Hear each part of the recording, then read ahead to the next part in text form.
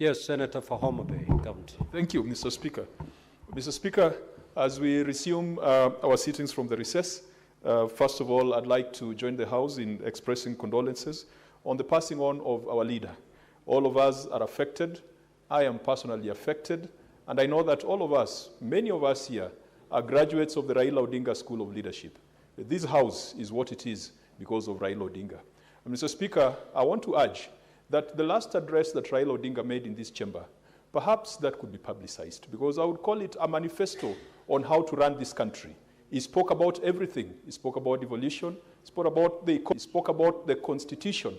He spoke about the state of politics. If we can share that conversation with the world, that could be a conversation that shapes the kind of decisions we take going forward. I also rise to support the statement that has been requested by Senator Oburu. Mr. Speaker, I admire Senator Oburu's strength, tenacity. Many of us are still reeling from the shock of the loss of Raila. Many of us who perhaps are not related to him by blood. But I want to commend Senator Oburu because he has been on his feet, he has been welcoming delegations, he has been playing state duties, he has steered the ODM party. I have seen him steer his committee, and today he has brought a statement regarding the plight of the people of Siaya. Mr. Speaker, if there is one thing that Raila was passionate about, was the success of devolution. And the most important devolved fund, now more than ever, if we were to be true lieutenants of Raila Amolo Odinga, and if we are to live to his spirit, we must make sure that devolution works. And devolution, we have taken devolution as a matter of financing, sending money and oversighting the money. We now need to go beyond the financing to service delivery and the quality of service. Mr. Speaker, it is disheartening that in a situation like the one illustrated by Senator Oburu, you find counties are increasing their wage bill to percentages and levels that go beyond the PFM Act.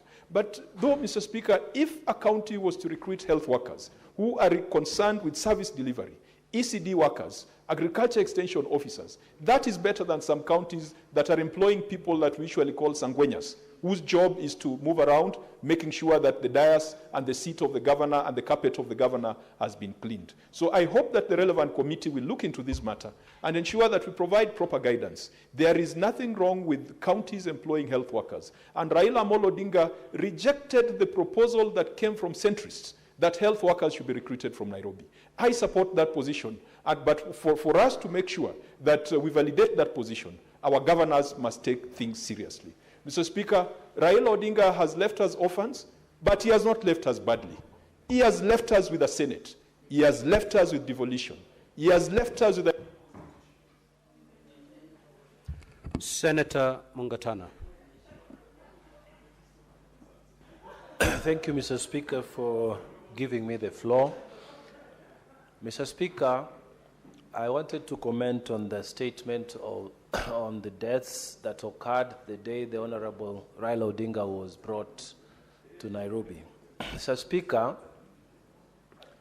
there are allegations that some of the people who lost their lives there lost their lives as a result of direct ineptitude from the police and misuse of firearms. Mr. Speaker, I want to join with colleagues who say something needs to be done about the training of police officers in the use of firearms. Mr. Speaker, in Tana River County on 18th October, while we were on recess, a mere simple incident of just effecting arrest in Peponi village in Muina location, just effecting arrest on Mr. Maulid, the police fire a bullet and somebody dies. I mean, you are two officers and you have gone to arrest. Why would someone die under such circumstances and a bullet is found there? Mr. Speaker, there is a problem. Our police officers are handling firearms, and something needs to be done. I want to take the floor also to say the DCI must act quickly on that particular case in Muina, and the IPOA must also do something quickly, because the people of Tana River are also asking the question, what is happening to our police officers. How can you kill someone when you have set out to just effect an arrest? How do you do that, Mr. Speaker? So, Mr. Speaker, I want to join with those who say something needs to be done about police officers and how they are mishandling firearms. I thank you, Mr. Speaker. Senator Olekina. Thank you, Mr. Speaker. Mr. Speaker, I rise to contribute on this statement by the youth leader, the now acting chairperson, party leader of my party. Mr. Speaker, this statement is quite troubling in the sense that we as representatives here expect to make it easy for people who go to school to be employed. But we find ourselves in a situation where our parents have sold everything, their cows, they sell their land, so that they can send young people to be able to go and learn on how to become doctors. Then a county government employs them, but not really employs them, absorbs them as interns, 580 of them. And then after some time they are told you've been employed, you've worked without being paid anything, now you can go out there. Why should we then be pushing for people to go to school? Yet once they graduate from school, they don't get any jobs. Mr. Speaker, this is a statement that should make us think. The distinguished senator from Siaya has really awoken a spirit in me that says that we have to figure out whether we maintain counties as just employment hubs or whether we now figure out on where to get money to be able to employ these 580 people. And this comes down to the budget of this country.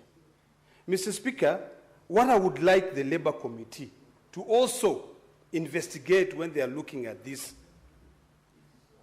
committee, this statement brought by the youth leader, is whether that county budgeted anything for interns and whether the national government, the amount of money that is kept in the Ministry of Health, because their budget of the Ministry of Health is almost 5 times the amount of money that goes to about 6 counties in this country. So we need to have a balance. So if you investigate those two, that is the only way we are going to get answers. If we cannot get answers, then we better not tell people to go to school and stay at home without being employed. Healthcare is important, but also our own personal welfare. The welfare of the young men who are in the streets jobless is also equally important. You cannot tell me take my kid to school, and then when that kid graduates from school, they are tamarking like a person who has never gone to school. You know, this is a balance that we have to create. So, Mr. Speaker, I support this statement. And for once, in the spirit of Raila Odinga, let us fight for devolution fully. Let us reduce the money that is staying in the national government for the Ministry of Health. And Senator